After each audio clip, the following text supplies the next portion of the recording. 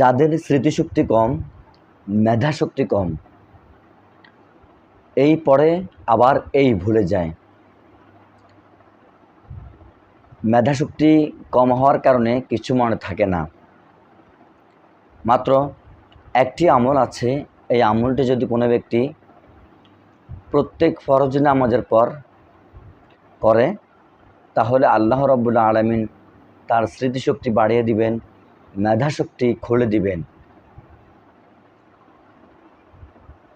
একটু মনোযোগ সহকারে পড়লেই তার পড়া হয়ে যাবে।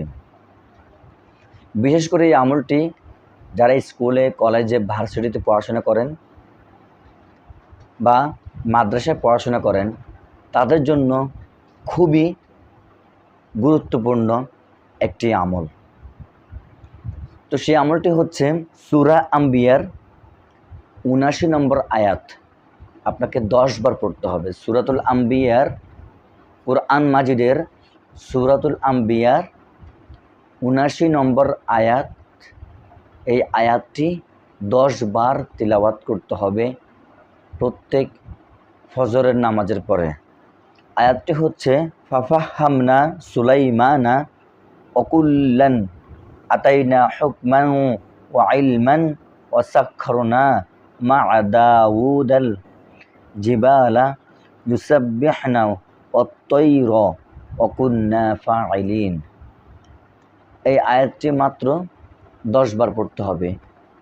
এখন আপনি দেখে দেখে পড়েন বা মুখস্থ করে পড়েন, সেটা আপনার ইচ্ছে। তো ফজরের নামাজের পরে সূরাতুল আম্বিয়ার ৭৯ নম্বর আয়াত ১০ বার পড়তে হবে। এরপর আরও একটি আমল আছে, যে ব্যক্তি প্রত্যেক ফরজ নামাজের পর ইয়া কওয়িয়্যু ১১ বার পড়বে, তার স্মৃতিশক্তি বাড়বে, মেধাশক্তি বাড়বে। অনেক সময় দেখা গেছে অনেক বুজুর্গানে একরাম এইভাবে করতেন, বা বিভিন্ন কিতাবের মধ্যে পাওয়া গেছে, বা বিভিন্ন যারা অনেক বুজুর্গ, বড় বড় আলেম, মুফতিরা, এবং ওনারা এই আমলটা করেন। যেমন এই যে ডান হাতটাকে এইভাবে মাথার মধ্যে দিয়ে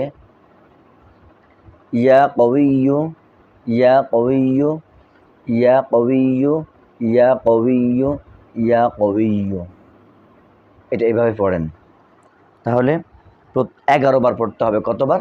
11 বার পড়তে হবে। এই মাথার মধ্যে এভাবে দিয়ে, এই আঙ্গুলের মধ্যে এইভাবে পড়তে হবে, ইয়া কওয়িয়্যু ইয়া কওয়িয়্যু ইয়া কওয়িয়্যু ইয়া কওয়িয়্যু, এইভাবে 11 বার পড়তে হবে। তাহলে আল্লাহর রহমতে আল্লাহ রাব্বুল আলামিন স্মৃতিশক্তি, মেধাশক্তি বাড়িয়ে দিবেন।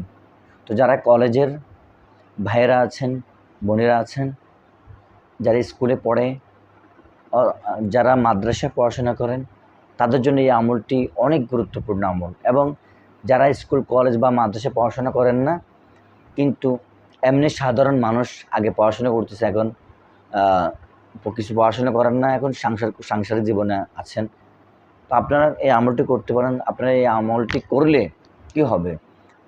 কারণ অনেক সময় দেখা যায় অনেক কিছু রাখে ডান জায়গায়, ডান পাশে, কিন্তু খুঁজে বাম পাশে, পরে খুঁজতে খুঁজতে হয়রান, এই জায়গার মধ্যে না রাখলাম। অনেকের স্মৃতিশক্তি কম, কোনো একটা কিছু মনে রাখতে পারে না, তারাও এই আমলটি করতে পারবেন। এই আমলটি করলে ইনশাআল্লাহ আল্লাহর রহমতে আল্লাহ রাব্বুল আলামিন আপনাদের স্মৃতিশক্তি, মেধাশক্তি করে দেবেন। নতুন দর্শক হয়ে থাকলে চ্যানেলটি সাবস্ক্রাইব করে পাশে থাকেন, লাইক করবেন, কমেন্টে আপনাদের মূল্যবান মতামত জানিয়ে দিবেন। কেমন লাগলো আজকের এই ভিডিওটি? আল্লাহ হাফেজ।